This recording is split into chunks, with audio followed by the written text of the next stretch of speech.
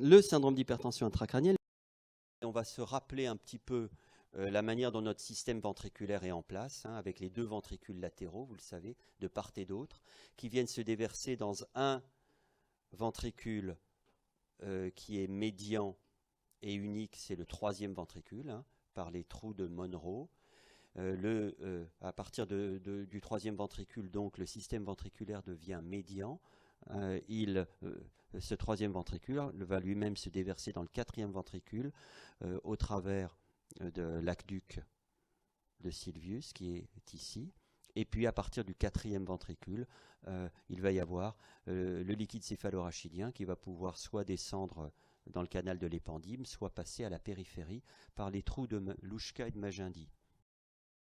Qu'est-ce que c'est notre syndrome d'hypertension intracrânienne? Il va regrouper l'ensemble de ce qui se passe, l'ensemble des symptômes, lorsque la pression augmente à l'intérieur de la boîte crânienne. Et c'est évidemment la conséquence directe de l'absence d'extensibilité de cette boîte crânienne. Urgence vitale, le cerveau ne va pas supporter, le cerveau risque de bouger pour certaines parts d'entre elles à cause de cette augmentation de la pression. Donc, il faut être toujours en vigilance par rapport à ce syndrome. Quels sont les mécanismes possibles de cette augmentation de pression à l'intérieur de la boîte crânienne? Il y en a 3. Le premier, c'est il y a une lésion nouvelle qui apparaît, une tumeur, typiquement. Et cette tumeur, par définition, elle tend à augmenter de volume. Ce n'est pas forcément une tumeur. Vous imaginez, ça peut être un accident vasculaire cérébral, notamment une hémorragie qui peut augmenter de taille dans les premières heures. Ça peut être un abcès, ça peut être plein de choses inflammatoires, etc. Donc l'évolution, la lésion intracrânienne elle-même, elle occupe de la place. Voilà, c'est ces 2 exemples de tumeurs. Ça prend de la place, ça repousse le cerveau, vous le voyez bien, là, et son évolution. Deuxième chose, le cerveau, il réagit à la présence de cette lésion. Et donc, il va y avoir un œdème qui lui-même, avec l'apport, comme tout œdème, vous le savez, d'eau qui fait gonfler les tissus, va contribuer à l'augmentation de la pression à l'intérieur de la boîte crânienne. Donc, l'œdème périlésionnel est un élément important du syndrome d'hypertension intracrânienne.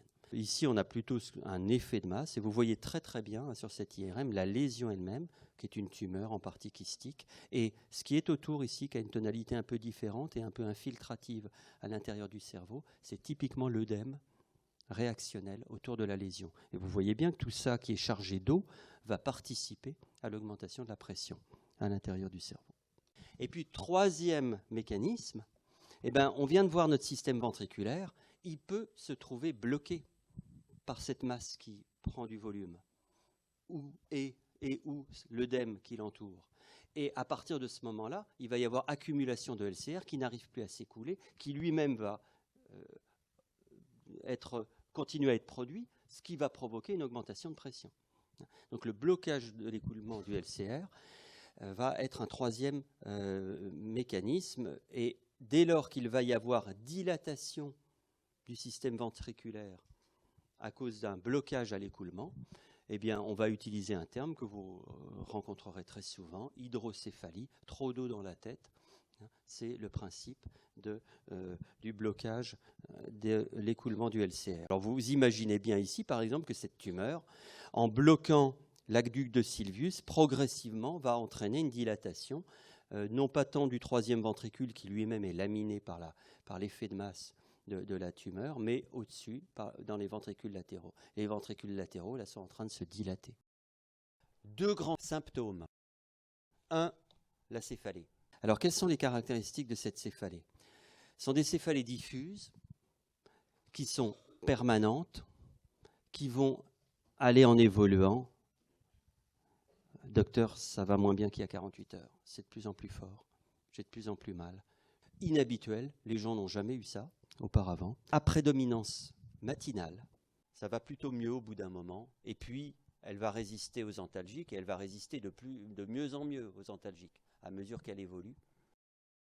Et le deuxième grand symptôme, ce sont les vomissements. Les vomissements qui sont faciles, en jet, favorisés par la mobilisation et qui soulagent les céphalées. Recherchez l'équivalent de vomissement. il faut demander aux gens, mais est-ce que vous avez, votre appétit est aussi bon, vous n'êtes pas un petit peu dérangé, vous n'avez pas un petit peu de difficulté à avaler? Et là, les gens sont en nausée. En fait, ils ne sont pas encore en stade de vomissement, mais ça a la même valeur. Des symptômes de gravité. Si ça s'aggrave, eh bien la personne va être de plus en plus ralentie.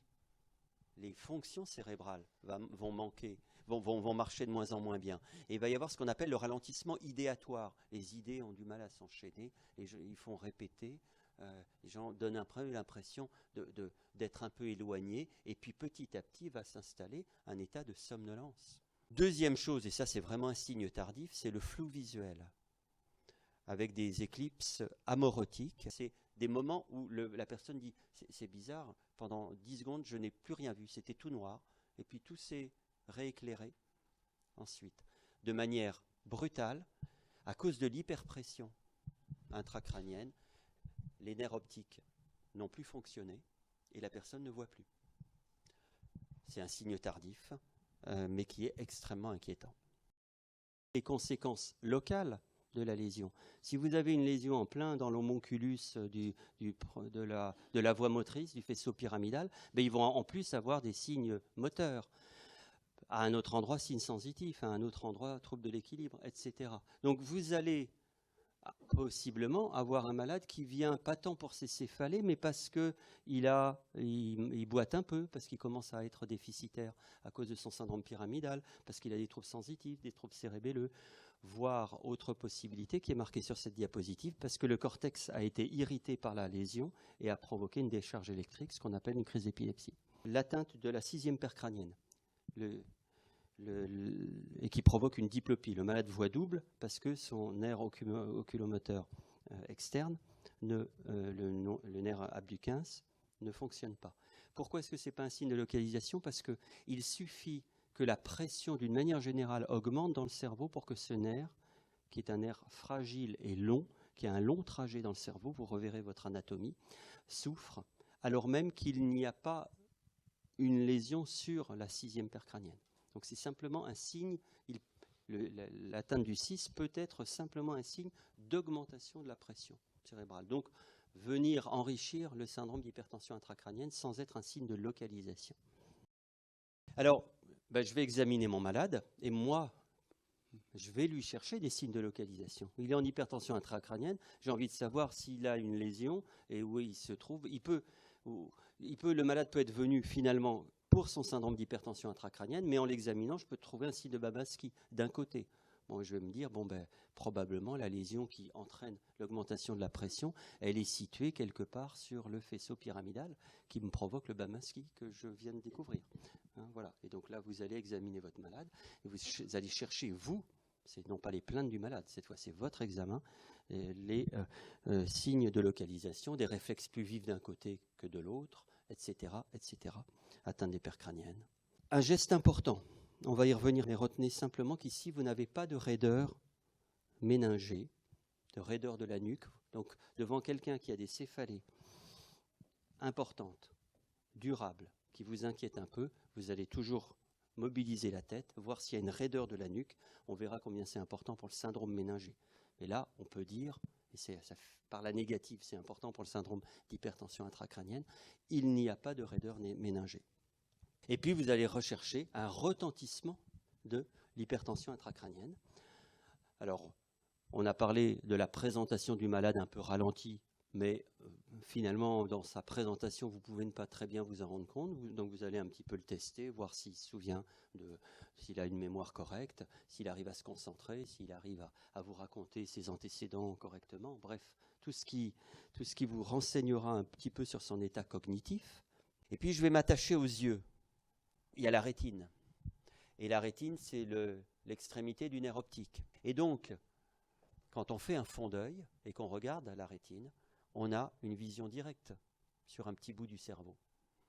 Et on a une vision directe sur une éventuelle anomalie qui serait en l'occurrence une stase des vaisseaux au niveau de la papille, de ce qu'on voit au fond d'œil, là où arrive le nerf optique, avec se développant un œdème papillaire qui rend les limites de la papille beaucoup moins nettes. et l'impression que la papille fait une protrusion, un petit dôme vers soi. Et puis très tardivement, mais ça c'est un signe très tardif, la papille qui devient toute blanche parce qu'elle s'atrophie à cause de l'œdème. Mais ce qu'on voit le plus souvent, c'est un œdème papillaire. L'œdème papillaire, c'est donc le signe que la papille, vous voyez, n'est plus du tout nette, avec des bons bords, des bords fins et bien limités. Là, ça bombe vers nous. Hein, c'est comme s'il y avait un soulèvement des vaisseaux, hein, qui eux-mêmes sont un petit peu tortueux. L'œdème papillaire bilatéral est caractéristique d'une hypertension intracrânienne. Hypertension intracrânienne, quels en sont les risques? Un grand risque qui s'appelle l'engagement, c'est-à-dire un déplacement anormal des structures cérébrales. Pour commencer, nous avons une boîte crânienne qui n'est pas extensible. Et donc, il va y avoir comme seul échappatoire à cette pression qui augmente le fait de s'étendre vers le bas, faire des poussées vers le bas, seul endroit où il reste quelque chose qui n'est pas de l'os. Et ces engagements, il y en a 3. Il y a 3 endroits où le cerveau arrive à s'étendre, à trouver un peu de place de manière anormale. Il y a d'abord l'engagement singulaire, puis le temporal, puis l'amygdalien. Et ils ne sont pas mis dans ce sens-là par hasard, ils sont du moins grave vers le plus grave. L'engagement singulaire, c'est quoi? C'est ce qui est marqué en 1 sur cette image. Vous voyez, on a coupé le cerveau là, la boîte crânienne de manière coronale. Il y a un gros hématome ici, un hématome extradural, peu importe, vous reverrez ça, qui vient comprimer le cerveau. Et le cerveau va trouver un endroit où il arrive à s'étendre, c'est en passant sous la faux du cerveau.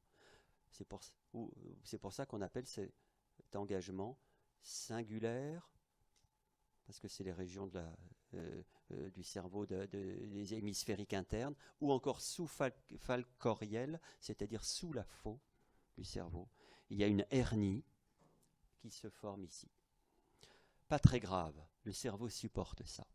Deuxième, beaucoup plus grave, l'engagement temporal. Cette fois, c'est vers le bas. Et c'est la partie la plus interne et la plus basse du lobe temporal qui va venir faire hernie au travers de la tente du cervelet. Pourquoi est-ce beaucoup plus grave? Parce que chemin faisant, ce bout du lobe temporal vient comprimer une région très importante qui est la partie haute du tronc cérébral. Troisième engagement, l'engagement amygdalien. Alors on dit amygdalien pour parler des amygdales cérébelleuses. C'est la partie la plus basse du vermis, vous savez, cette partie centrale du cervelet, qui, du fait de la pression, va venir faire hernie au travers du trou occipital. Et ça, c'est hyper grave parce que, chemin faisant, l'amygdale va venir comprimer la partie basse du tronc cérébral, là où sont intégrés notre rythme cardiaque, notre rythme respiratoire. En clair, danger de mort imminent. Donc dans 2-3 souffrances du tronc cérébral, risque vital, encore plus pour le 3 que pour le 2. Et évidemment, vous le comprenez, risque très important à modifier la pression et à faire donc une ponction lombaire qui, en retirant du liquide céphalorachidien, fait un appel de pression vers le bas et risque de provoquer un engagement. Alors, qu'est-ce qu'on fait en cas d'hypertension intracrânienne? Eh bien, suspicion d'hypertension intracrânienne, imagerie cérébrale. S'il y a confirmation, hospitalisation immédiate. Autrefois, on disait hospitalisation dans un premier temps. Aujourd'hui, normalement, on propose une imagerie tellement vite qu'on peut passer par l'étape imagerie qui confirme que quelque chose se passe. Et donc, il va y avoir ensuite tout un travail pour déterminer la nature de la lésion, l'importance de l'effet de masse, le déplacement des ventricules, de la ligne, ce qu'on appelle la ligne médiane, hein, la ligne de la faux du cerveau, qui est très importante ici, hein, ce déplacement à la ligne médiane. Vous voyez on juge ce déplacement en traçant un trait entre les 2 points d'insertion, ici et ici. Vous voyez que mon trait, il fait à peu près ça, hein, et ça se mesure, le déplacement. Hein, et ça permet de suivre l'augmentation du déplacement et de l'effet de masse, comme on dit, sur la ligne médiane. Donc le traitement, c'est toujours une urgence médicale. Parfois, c'est des lésions qu'on n'opère pas, mais parfois, c'est une urgence chirurgicale. Et dans ces cas-là, la décision opératoire est prise rapidement.